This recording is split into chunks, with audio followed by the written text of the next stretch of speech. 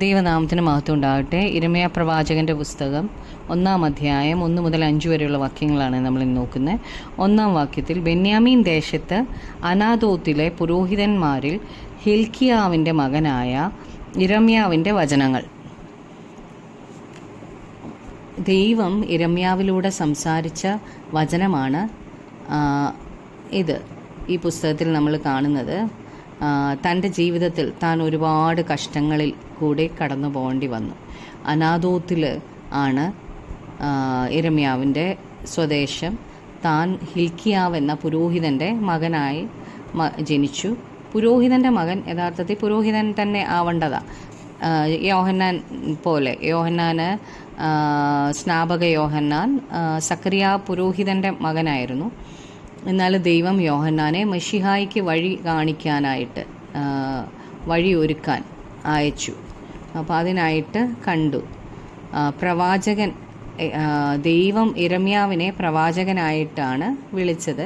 പ്രവാചകൻ ദൈവത്തിൻ്റെ വായാണ്. ജനത്തോട് ദൈവത്തിന് പറയാനുള്ളത് ദൈവം പ്രവാചകനിലൂടെ സംസാരിക്കും. 2-3 വാക്യങ്ങൾ വായിക്കുമ്പോൾ, യഹൂദ രാജാവായി ആമോൻ്റെ മകനായ യോശിയാവിൻ്റെ കാലത്ത് അവൻ്റെ വാഴ്ചയുടെ 13-ാം ആണ്ടിൽ യഹോവയുടെ അരുളപ്പാടുണ്ടായി. യഹൂദ രാജാവായി യോശിയാവിൻ്റെ മകനായ യഹോയാക്കീമിൻ്റെ കാലത്തും യഹൂദ രാജാവായി യോശിയാവിൻ്റെ മകനായ സിദെക്കിയാവിൻ്റെ 11-ാം ആണ്ടിൻ്റെ അവസാനം വരെയും 5-ാം മാസത്തിൽ യെരൂശലേമ്യരെ പ്രവാസത്തിലേക്ക് കൊണ്ടുപോയതുവരെയും തന്നെ. അപ്പോൾ ഇരമ്യാവിൻ്റെ വചനങ്ങൾ എപ്പോഴൊക്കെയാണ്, ആരോടൊക്കെ ആയിരുന്നു എന്നാണ് ഈ വാക്യങ്ങളിൽ കാണുന്നത്. ദൈവം തൻ്റെ ദാസന്മാരിലൂടെയാണ് സംസാരിക്കുന്നത്. യഹൂദയിലെ മറ്റ് രാജാക്കന്മാരിലും നല്ല ഒരു രാജാവായിരുന്നു ഈ യോശിയാവ്. 2 ദിനവൃത്താന്തം 34-ാം അധ്യായത്തിൽ നമുക്ക് യോശിയാവിനെ കുറിച്ച് കാണാൻ കഴിയും. 8-ാം വയസ്സിലാണ് താൻ യെരൂശലേമിൽ രാജാവായിട്ട് വാണത്. താൻ യഹൂദയെയും യെരൂശലേമിനെയും വെടിപ്പാക്കാൻ തുടങ്ങി എന്നാണ് പറയുന്നത്. 8-ാം വയസ്സിൽ ദൈവഭയമുള്ള രാജാവായ യോശിയാവിൻ്റെ വാഴ്ചയിൽ ദൈവം എഴുന്നേൽപ്പിച്ചത് ദൈവത്തോട് വിശ്വസ്തനായി നിൽക്കുന്ന പ്രവാചകനായ ഇരമ്യാവിനെയാണ്.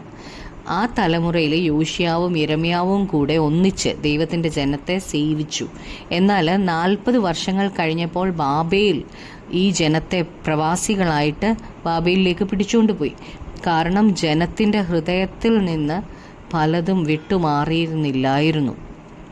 അതുകൊണ്ടാണ് ദൈവം അവരെ ശത്രുവിനെ ഏൽപ്പിച്ചത്. എന്നാൽ യെരൂശലേമിൽ യോശിയാവിനെയും ഇരമ്യാവിനെയും കൊണ്ട് ഒരു ഉണർവ് ദൈവം അയച്ചു.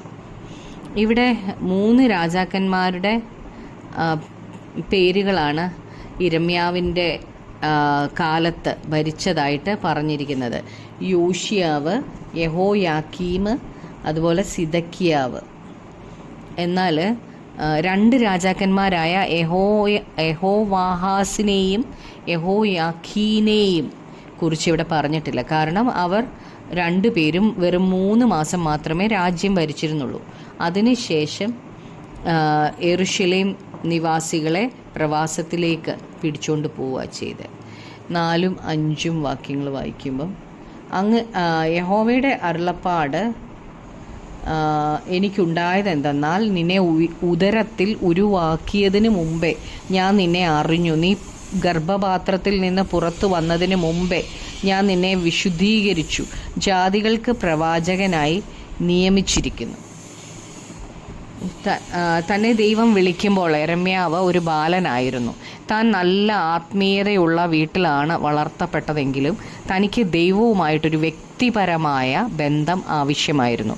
ഇപ്പം നമ്മൾ എത്ര ദൈവഭയമുള്ള വീട്ടിലാണ് വളർന്നത് ആണെന്ന് പറഞ്ഞാലും നമുക്ക് ഓരോരുത്തർക്കും കർത്താവുമായിട്ടൊരു പേഴ്സണൽ എൻകൗണ്ടർ ഉണ്ടായേ പറ്റുള്ളൂ. ഇരമ്യാവിന് ദൈവത്തിൻ്റെ അരുളപ്പാടുണ്ടായി.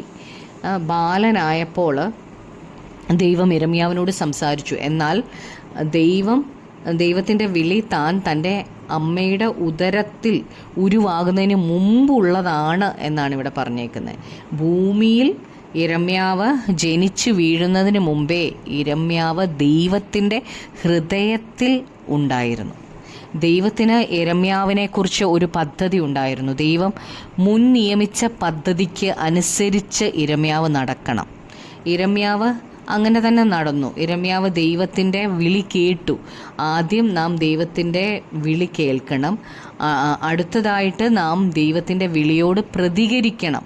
അനേകർ ദൈവത്തിൻ്റെ വിളി കേൾക്കുന്നില്ല, കേട്ടാലും അവർക്ക് പ്രതികരിക്കാൻ താല്പര്യമില്ല.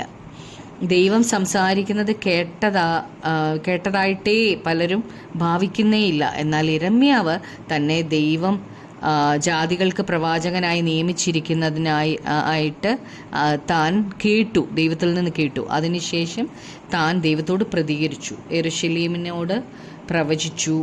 അതുപോലെ തന്നെ മറ്റു രാജ്യങ്ങളോടും ജാതികളോടും താൻ പ്രവചിച്ചു. നമുക്ക് പ്രാർത്ഥിക്കാം. കർത്താവായ യേശുവേ, അപ്പാ കർത്താവെ, ഞങ്ങളെ ഉദരത്തിൽ ഉരുവാക്കിയതിന് മുമ്പേ നീ ഞങ്ങളെ അറിഞ്ഞ ദൈവമാണല്ലോ. നീ ഗർഭപാത്രത്തിൽ ഞങ്ങൾ നിന്ന് പുറത്തു വന്നതിന് മുമ്പേ ഞങ്ങളെ വിശുദ്ധീകരിച്ച ദൈവമാണല്ലോ കർത്താവെ.